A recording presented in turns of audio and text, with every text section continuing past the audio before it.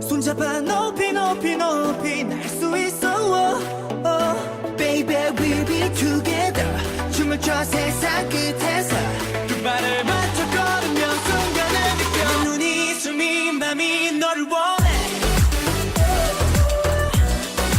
No no better 내 눈이 숨이 맘이 너를 원해 No no better 내 눈이 숨이 맘이 너를 원해 What is up, SMPers? My name is Danny Kim, and welcome to episode 14 of Danny from the Soul, our bi-weekly podcast. Today, it is also coincidentally January 14th. Already 14 days and 2 weeks in to 2019. I hope you guys are having a good year and also keeping your New Year's resolutions. My New Year's resolutions, one of them was to drink less, and I've been definitely drinking less. I think I only drank like twice or 3 times, and some of you may think that's a lot for 2 weeks, but from my standards and from the Korean standards, that's actually really refraining from drinking. So I'm happy, I feel healthier, and I hope you guys are feeling healthier too. But unfortunately, I don't feel healthy today. And that has to do with kind of like the opening song title alludes to it. The opening song was The Boys' No Air, and I just don't have air today in Korea right now. So what I'm talking about is, of course, the fine dust and ultra fine dust issue in South Korea that is very, very prevalent in these days, in this season. Actually, all throughout the year, but right now it's like just super, super serious. And this is basically, if you guys don't know what fine dust is, it's like dust, but it's really, really small dust particles. So these actually, most masks don't filter out this fine dust. And like your skin absorbs it because it's so small, and like everywhere that's exposed basically is absorbing this fine dust. And the problem with this dust is that it contains really harmful chemicals. This is dust that's usually coming out from cars or factories and burning tires and rubber and whatnot. And they contain harmful chemicals like materials from rubber, exhaust fumes, etc. And some of these chemicals are very, very difficult for the body to push out of the system. So like when it's accumulated, it's accumulated over the years, and that's the damage to your body is just accumulated. And this actually like causes strokes, heart problems, and even cancer. So like this is a very serious problem, health issue that we have in Korea. And I just gotta say, like these days, like the past week or so, or actually the past few weeks, the fine dust problems have become like just so serious. Today it was the worst in history, basically. So actually the government started issuing fine dust measurements since 2015. So it's not been that long since we become aware of this issue, but they've been doing that since 2015, and today they have announced their first ultra fine dust warning since they first did measurements. So normally what we consider extremely bad fine dust weather is 76 micrograms per cubic meter. And the warning is issued at 150 micrograms per cubic meter of fine dust. And today it hit 199 micrograms per cubic meter. Now, I honestly don't know,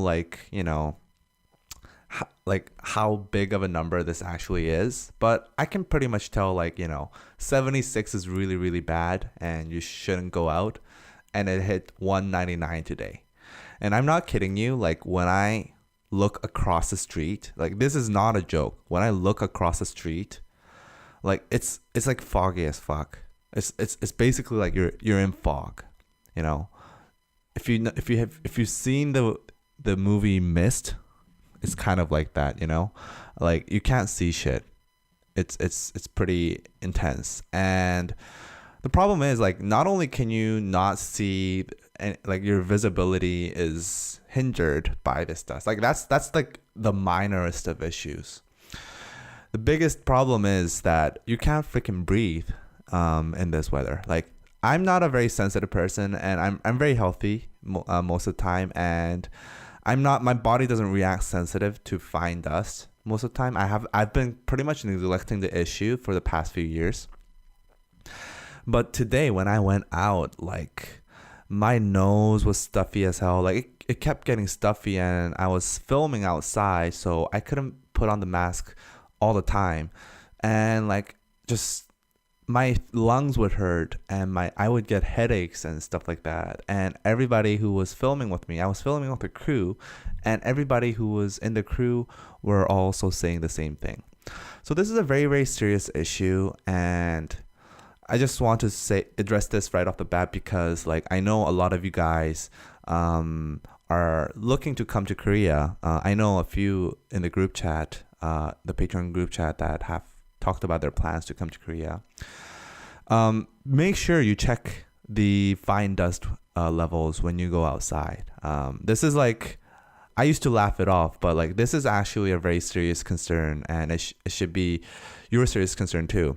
So make sure you check the fine dust levels, and make sure you buy like a mask that's suitable for fine dust from the pharmacy or from, you know, the convenience store or whatever. They have those masks. It's not that expensive. It's like, you know, $3. And make sure you wear those masks, because like this is, we're going on another level here. Like this problem is just crazy. And you know what's more crazier is that Seoul peaked at 199 micrograms per cubic meter. Beijing peaked at 600 micrograms per cubic meter. Like how do humans even live in this condition? Like it's crazy.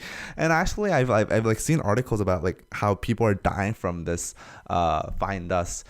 And actually I saw like, you know, they held a marathon in Beijing a few years back, and actually one of the runners died because like the pollution was so bad, and he was breathing in that pollution, hyperventilating and shit like that. So like this is a very, very serious issue, and I hope if you come to Korea, you at least take a, you know, look into the fine dust levels, because I see a lot of foreigners in Korea and tourists, they have no idea. Like they think Koreans are being, you know, trying to be clean or whatever, you know, or they're very petty or something, but like they have no idea like the damage that this can do to their body. And I don't think they even have an idea that like this is, you know, what this is. Like they think it's just smog, it's just regular air pollution, but it's not. And you know, so please wear masks. And to talk a little bit about like the causes of fine dust, actually like there's a lot of controversy over this. Like a lot of people say a lot of people in Korea say it's from the factories in China, and we all always like to like point the finger at China for this, because frankly a lot of the air pollution is from China, because they have a lot of factories on their eastern coast, which is to our west. And when the wind blows from the west, all that air pollution doesn't go to China, but goes to Korea and in Seoul, and it's just absolutely just horrendous. And like this is indeed part of the problem, but there are apparently like 50% is Chinese fault and 50% is domestic fault, according to a research that Korean government and NASA, yes, that NASA that shoots rockets into the sky, yes, that NASA, did a year ago or something. They did a joint research on fine dust issues in Korea, and they concluded that 52% of fine dust is from actually domestic sources. So like cars, factories, burning, garbages and stuff like that. Incendiaries, is that what you call them? And, people don't want to hear this fact. And to be honest, I don't want to believe this fact either, because it's always easier to point your finger at the outside source. But I think, a lot of it is from the outside source, but we got to do on our part to reduce air pollution. And one of the things that the government has come up with over the past and right now as well is, first of all, they have like a second day no driving program. Basically what this is, like, you have license plates with even numbers and odd numbers. So they take turns, like one day it's an even number, like on an even day it's an even number. So for example, today's 14th. So on the 14th, only even number license plates can drive on the road, and they won't be accepted to parking lots or whatnot, or they'll be charged more for parking lots. I actually don't know the logistics, the details of that, but I'm sorry. And if it's an odd number day, it's the opposite. Like the odd number cars get to drive and stuff like that. So like that's one of the things that the government is trying to do. I don't know how effective this is, because like they claim that this is like reducing air pollution and fine dust levels by about 4% or something, which is, to be honest, not that big of a deal, but I guess it's something. But even then, that's like government claims, so we don't know if we can believe that. And another thing that they did in the past, I think it was last year, the Seoul city government. This was very, very controversial, actually. They gave up free public transport to everyone for a single day. Now, I don't know about, first of all, I don't think it's effective, because the people that are riding cars, they don't necessarily think like, they're not in cars because they're worried about, the public transport costs. The public transport costs are like what? $1, $1.50 for one way. So like it's minimal, and actually driving a car is more expensive. So them saving $1.50 more isn't gonna motivate them to take the public transport. And secondly, they actually ended up spending like more than $10 million on this, I believe. And like, what does that do actually? Like, that doesn't solve any problem. Like, yeah, you let people, maybe you've lowered the fine dust levels by 4% for a single day, and then it goes back up. Like that's not like a solution to a problem. It's like more like a band-aid over a huge ass like cut. So I just gotta say, like, that's the stupidest shit ever. But they did that last year, and they're not doing it this year, I don't think. So that's good. But anyway, I think this is a very complicated situation, because like it's not just a single issue that we can pinpoint. There's a lot of factors and sources of this problem. And part of the problem is a political one, a diplomatic one. It's with China and their factories. So like it's very difficult for Korea, who's a smaller country than China, to just stand up and say like, hey, can you just not do this for us? So and Korea and Japan and China are having a joint project right now to combat fine dust. They're doing research, and I don't know how that's gonna turn out, but I do hope something comes out. But this is like just a serious issue, and I really hope that people take this seriously. So wear masks when you're in Korea is what I want to say. Next, very interesting topic. This is a very interesting topic. BTS. We gotta always talk about BTS. BTS appears on a college entrance exam and people go nuts. So by nuts, I mean a lot of angry K netizens, or some angry K netizens. So this was a entrance exam for an art school in Korea. It's Seoul Women's University, and they have an art school there. And like, you know, if you try to go to art schools, you have to, like, you know, paint, or you have to make some like sculpture or something on that spot. They give you like a topic, and then they make you paint that shit and stuff like that. So like that's part of the test, entrance exams normally in Korea. And they asked a question. This was a question. Express the image you have of BTS by using craft work. This was the question that was in the test. And people were pissed. Some people were pissed. They were claiming that this was a biased question because if the student is an ARMY or knows a lot about, you know, BTS, it's an unfair advantage for them, which is, I don't know about unfair, but it probably is somewhat of an advantage, yes. And these people also say, like, you know, K-pop is not, you know, a matter of knowledge. Like, K-pop shouldn't be considered just like common sense knowledge. K-pop is a certain taste of music. Like, not all kids are gonna like K-pop.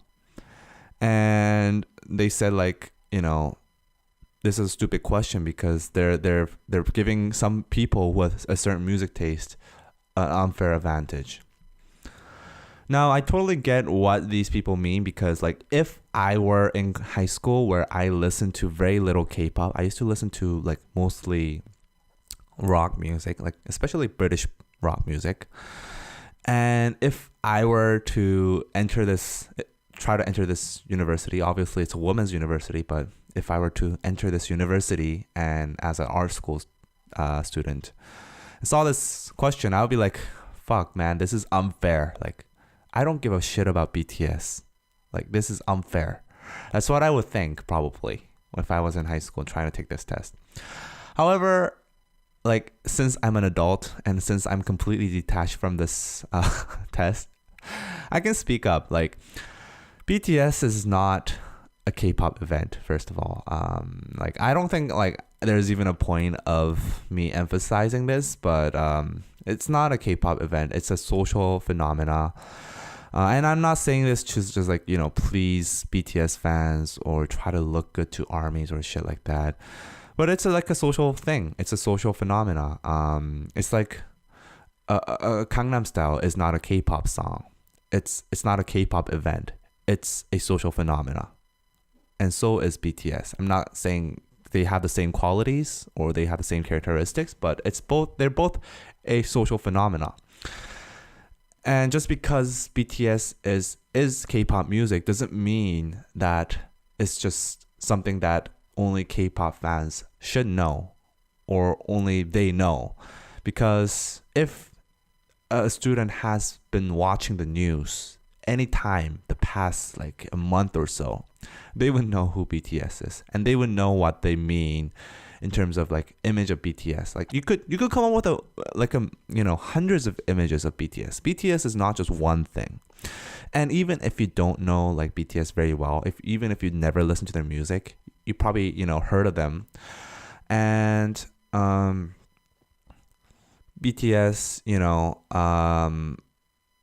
like you can just make something about K-pop or make something about the music industry. Like this test is not to test. This is not a question to test your English, not English, your knowledge on a K-pop group. This is a test to test your imagination and how you put your imagination into physical form. And people are stupid for thinking that this is actually a question about BTS. A, that's my point A. And B, BTS is something that is not just a K-pop event, and it's a social phenomenon, and thus should be known by students looking to major in art. Because art is, very closely tied to society. Artists are very, very much affected by social events, and they're very inspired by social events. So I think if a student wants to go into art school and wants to make art, they should be aware of their surroundings, because people can relate. Like they should know what's hot and what people want, first of all, and they should know like these things that go around so that they can get inspired to make better art. And even fine art, I think the problem was that this school was also like a fine arts school. So like people might say like, that's like pop, BTS is pop, and like it's got nothing to do with fine art. But I think even fine art, it's an art form that takes independence. It seeks independence and the purest form of art and beauty. Like it seeks beauty. But even then, I think it's affected by society. I know, like, I think one of our Patreons that came in recently, she's an art history major, I believe. So I may look like a complete idiot, what I'm about to say, like for the next 3 minutes or so. But I also took a lot of art history classes and also aesthetics. So please keep in mind that I'm a little knowledgeable, but not very. So anyway. I think like there's a lot of different schools of thought in what defines art and beauty, but I see it as like it's ultimately art is ultimately something created by a human being, and a human being cannot be detached from outer influences. Like a human being, what constructs a human being, and his or her characteristics is a result of his or her the input that goes in from the outside to him, and his interaction with that input, his interaction with those outer influences. And thus, like, since art, even the purest form of art, is made by a human being and is made from a human touch, it cannot be completely detached from the realities of society and the realities that this artist faces around him. And Therefore, I don't think it's out of the blue for an art school, even if it's like for fine arts, is asking a question about the most trending thing in Korea of that year. So yeah, that's my thought. Like I think this is, it's kind of stupid how people are thinking that this is an unfair question to ask. But if I was a student who didn't get the test, who didn't get accepted because of this question, then I would have been pissed too. But that's just life, man. That's just life. Kids, take it in. Yeah. Last, man, this is going to be a short podcast. I usually do this for more than, 40 minutes plus, but this is, I think, going to be a short podcast. But last news. More stupid news. So, conscientious objectors. If you guys don't know what conscientious objectors are, is basically like Korea has a mandatory military service for all men.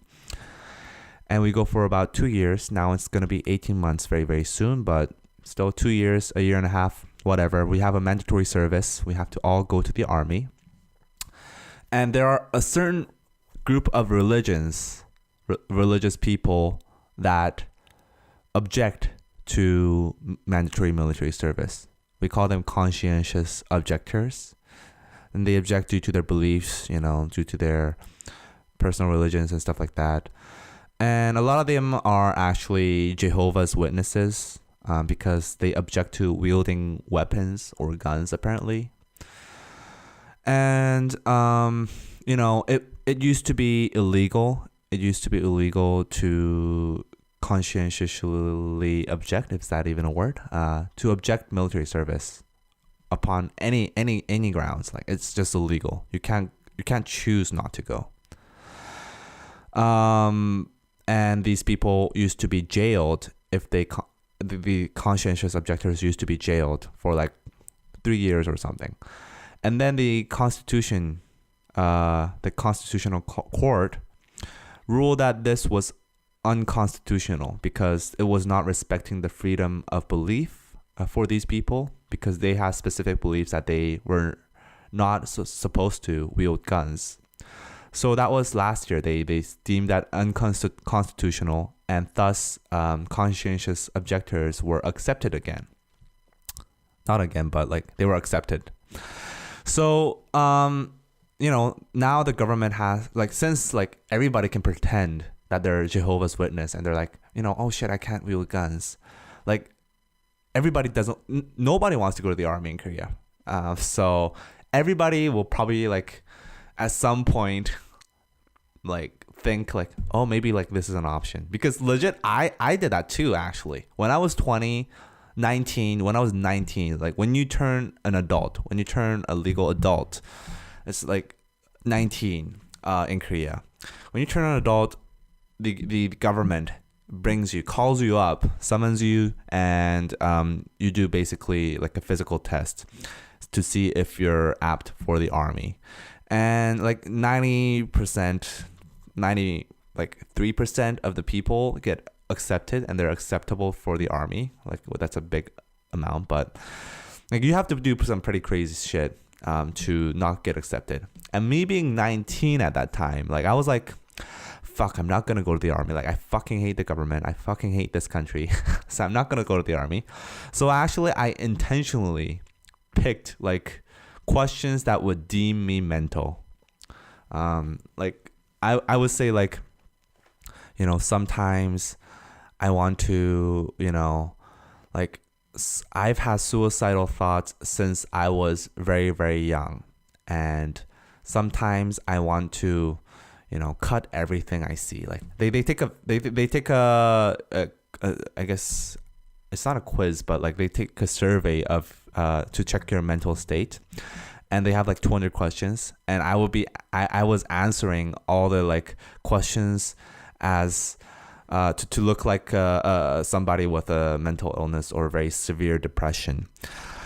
And they call me up, like the test takes like 30 minutes. They call me up, and after like the test, they call me up and say like, oh, they have a counselor with me. And we sit in a room, and she asked me like, so how do you feel about all this? And I was like, like I was acting, obviously, like at that time, I was completely fine, but I just fucking didn't want to go to the army. So I was like, like I just, fucking hate myself.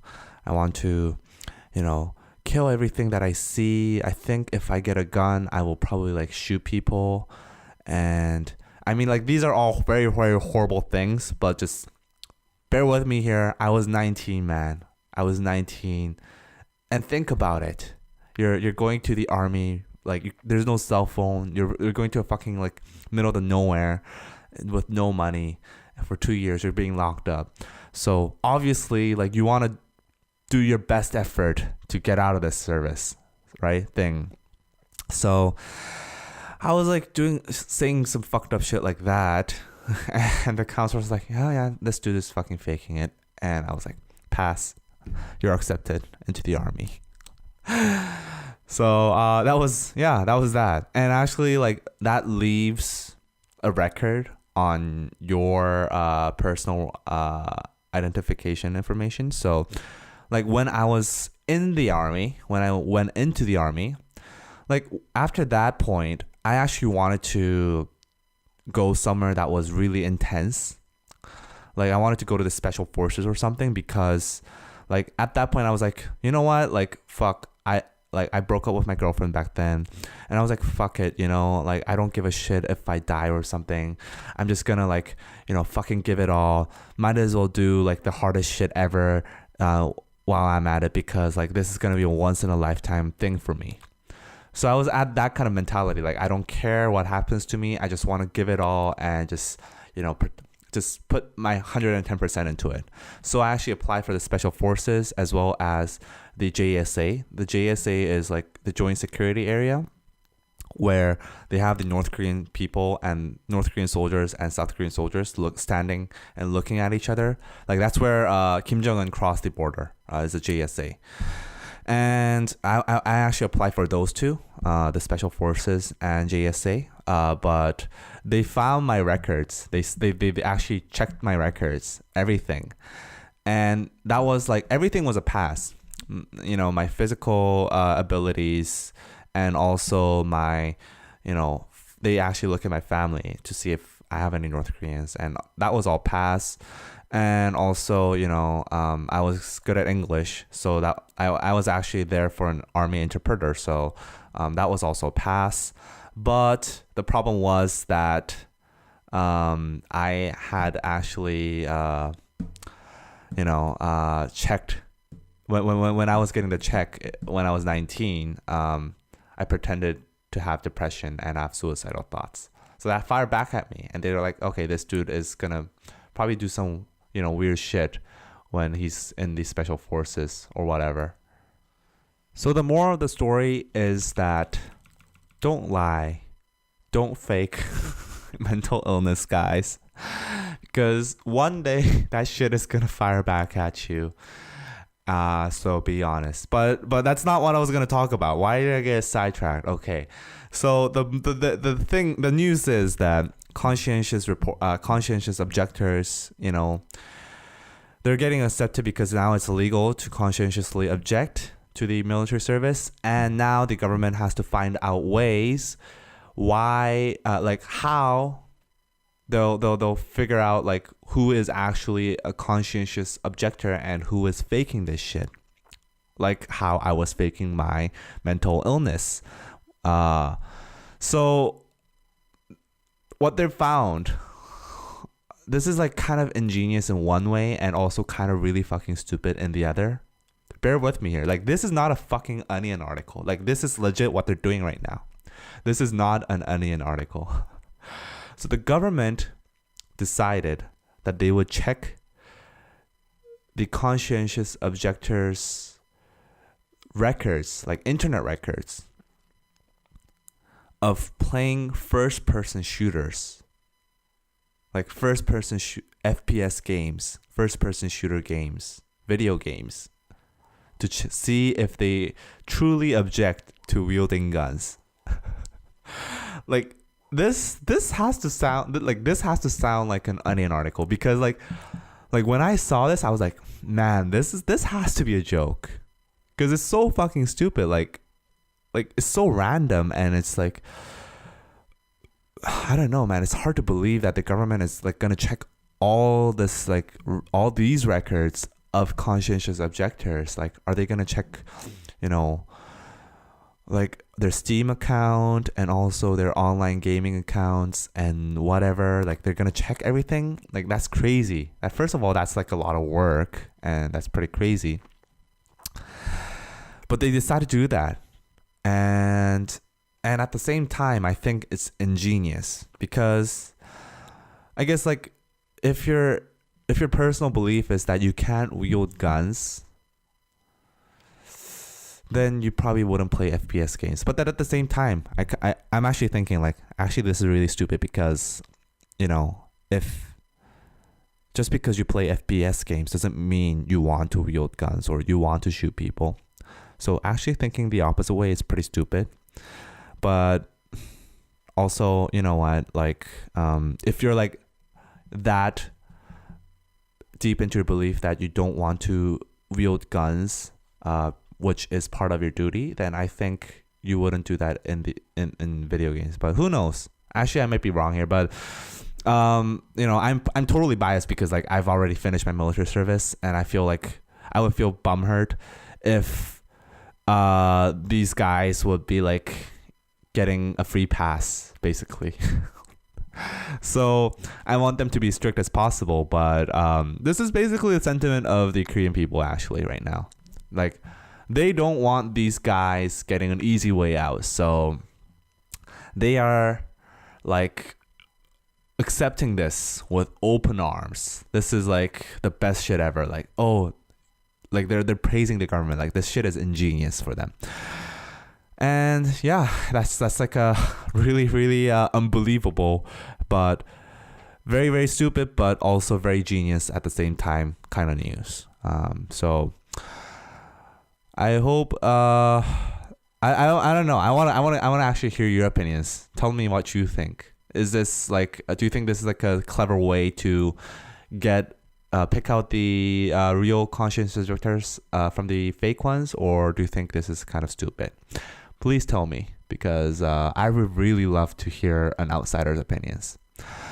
So that I think that's it for today. You know, we've been doing very very well this year. It's only been 2 weeks, but man, last week was a very big blast. Like lots and lots of people coming into Patreon, lots of people enjoying our new content. Like that's the best thing. Like DK news, we were kind of worried. Actually, this is funny because David and I, we were having a conversation before we filmed DK news, like right before when we were at the studio, and we were talking about like how David was talking about how he'd be happy if like 10,000 people, this got 10,000 views. He'd be happy if like this got 20,000 views, because like it's the first episode and we were really doubtful that people would watch it. And we got like what? The first episode's getting about 150k views right now, and the second episode is also at that similar level. Even though it's only been like what 3 days since it's been uploaded. So the response that we've been getting from you guys is just absolutely amazing, and I just want to thank you. And also I think like part of our goals for like the early 2019 was we wanted to get more people we wanted to get more Patreons basically, because our career was kind of at risk at the end of 2018, and we wanted some source of straight like what do you call it, stable income.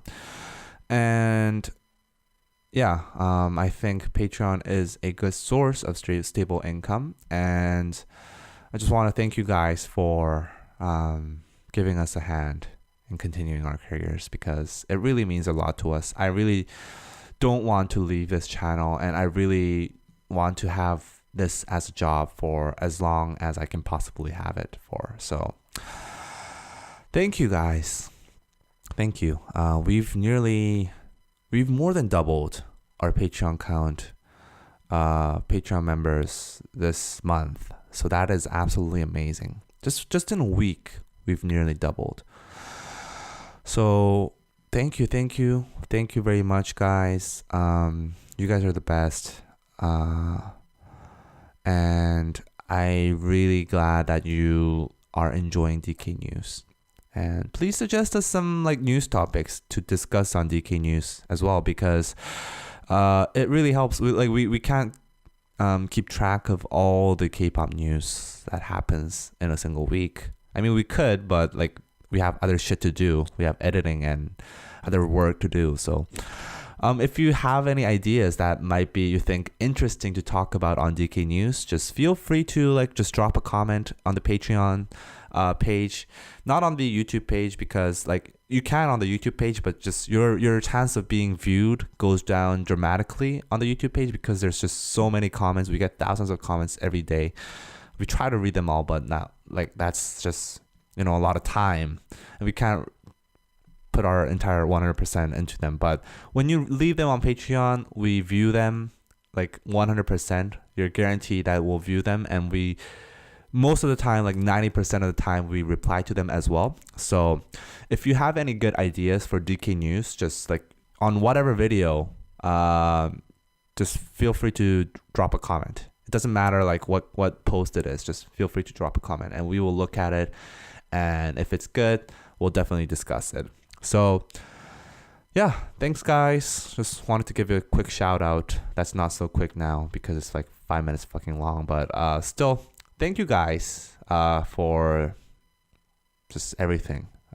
You guys run this channel, keep this channel going. So thank you. And for the outro song, what do I have? Where is my outro song? Okay, here it is. Okay. So, lots of new groups are coming right now or very, very soon. Like January is a packed month. Like we have very, very ONEUS, TXT, like all these groups debuting, and it's only been 2 weeks. And I just wanted to give a shed some light on one of the newly debuted groups that I'm really, really digging right now, and that is ONEUS. They're a group from Rainbow Entertainment, which is Mamamoo's label. And they are a male idol group, and their song is just reminiscent of Newie's W Deja Vu. And if you've been in the Patreon chat or if you've been in any one of my live streams, you know how much I dig that song, Deja Vu. Here is ONEUS, Valkyrie.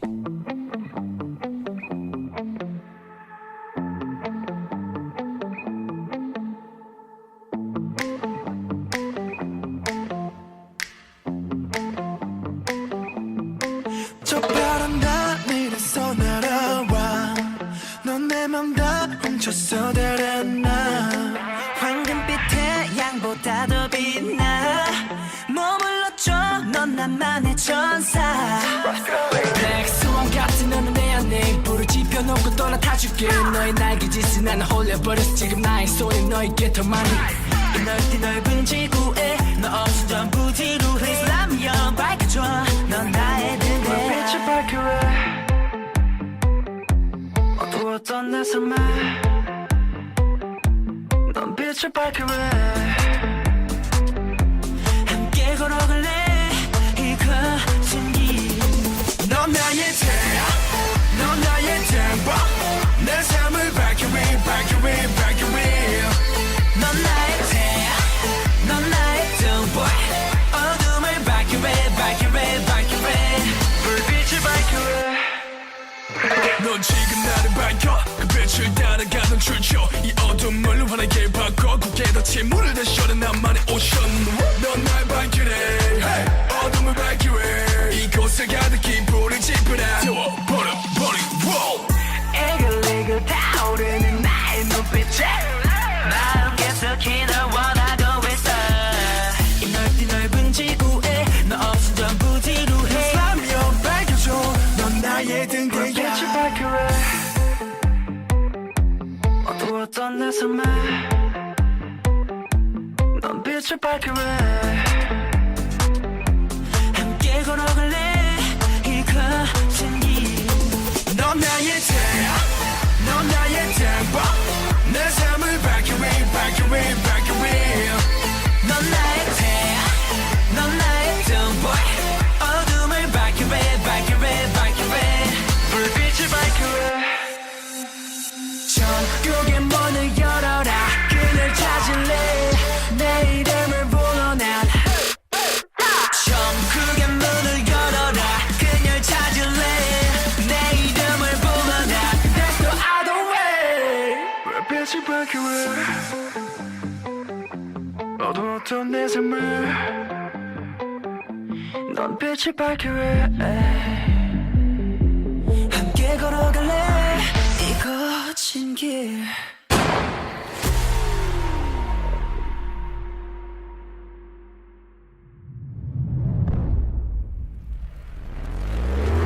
넌 나의 태양 넌 나의 터보 내 삶을 밝혀해 밝혀해 밝혀해 넌 나의 태양 넌 나의 터보 어둠을 밝혀해 밝혀해 밝혀해 불빛을 밝혀해 불빛을 밝혀해 불빛을 밝혀해 어두웠던 내 삶을 불빛을 밝혀해